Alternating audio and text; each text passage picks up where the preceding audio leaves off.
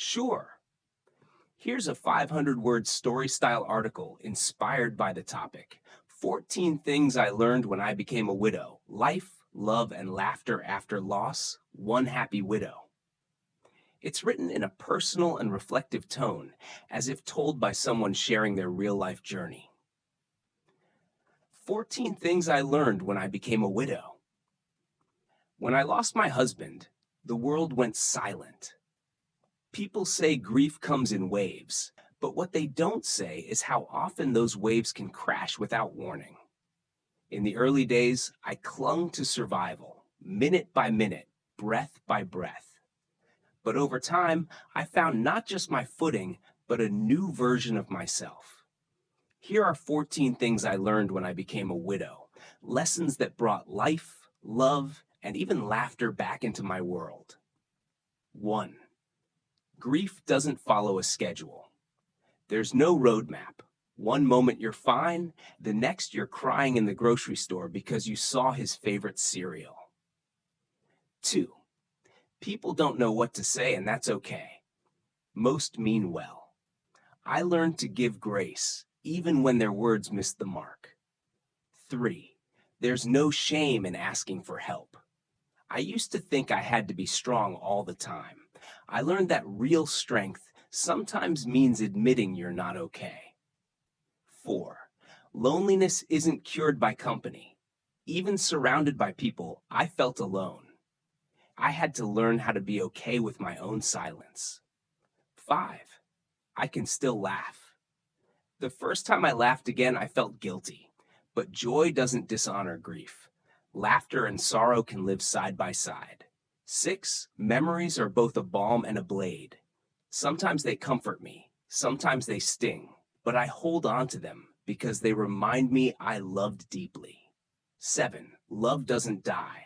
My husband may be gone, but my love for him isn't. That love still shapes me every day. 8. People will drift away, and others will show up. I was surprised by who stayed close and who disappeared. I learned to welcome new connections. 9. It's okay to let go. Letting go doesn't mean forgetting. It means making space for the life that still waits for you. 10. You don't have to have it all figured out.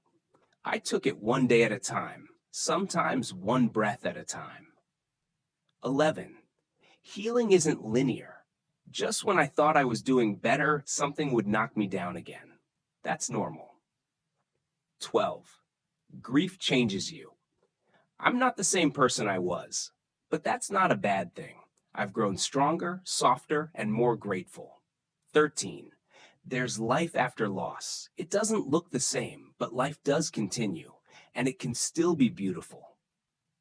14. Happiness is allowed. I call myself one happy widow, not because I don't miss him, but because I choose joy. I choose to live fully, love fiercely, and laugh often, even after loss.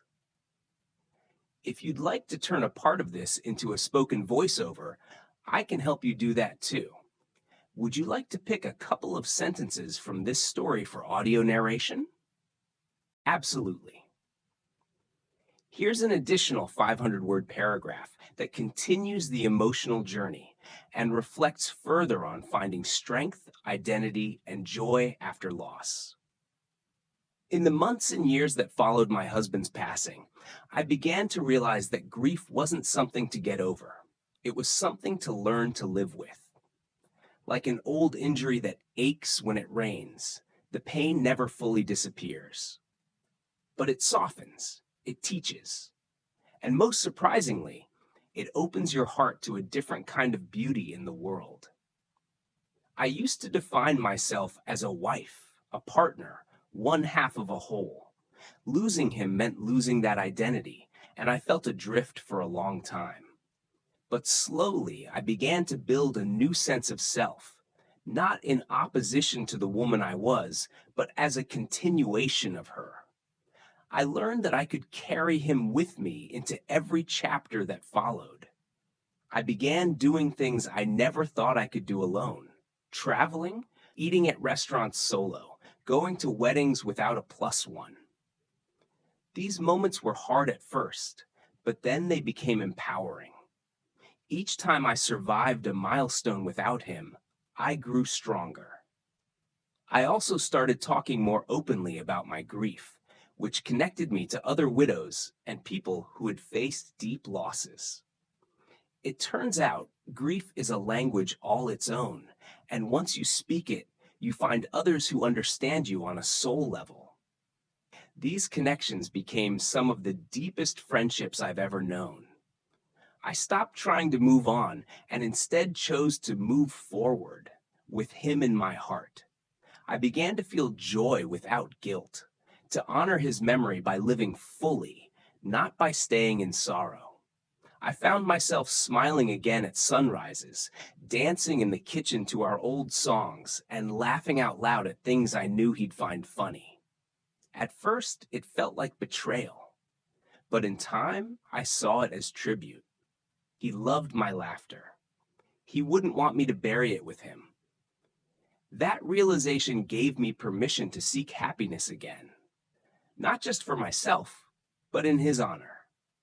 The phrase, one happy widow, came to me one day as a whisper from my soul, a reminder that I could be both, someone who deeply mourns and someone who fully lives. I didn't want to be defined only by what I had lost, but also by what I had gained from that love. Because while death took my husband, it did not take the love we shared, the lessons I learned, or the resilience I discovered within myself. That's the paradox of grief. It breaks you open, but through that breaking, it makes room for growth. It forces you to see the world differently. You begin to appreciate the small moments, the fleeting joys, the people who stay, and the strength you never knew you had. And in time, you find yourself not just surviving, but thriving. Not forgetting, but remembering in a way that fuels you. This is what it means to be one happy widow. It's not about what you've lost, but how bravely you choose to live after the loss. Would you like to turn part of this into a voiceover now? I can help you choose a few lines. Of course. Here's an additional 200-word paragraph that builds on the themes of growth and resilience. In embracing this new chapter of life, I've learned that healing isn't about replacing what was lost. It's about weaving it into the fabric of who you are becoming. My grief didn't end, but it evolved. It taught me to live more intentionally, to cherish time, and to speak love more freely. I started journaling, planting a small garden, and even volunteering, things I might not have done before. Each act, no matter how small, became a thread in the tapestry of my recovery. I found that joy often hides in unexpected places. The warmth of a morning coffee, the soft rustle of leaves, the kind smile of a stranger. These moments reminded me that life still has wonder to offer. I used to ask, why me? Now I ask, what now? And lean into the possibilities. I still miss him every day, but that ache no longer overshadows everything else. It walks beside me, quieter now, like an old friend. Through grief, I discovered not only how much I had loved, but how much I was still capable of loving life. That, to me, is the most powerful transformation, choosing to live fully, even after heartbreak. Would you like a short voice clip of any part of this?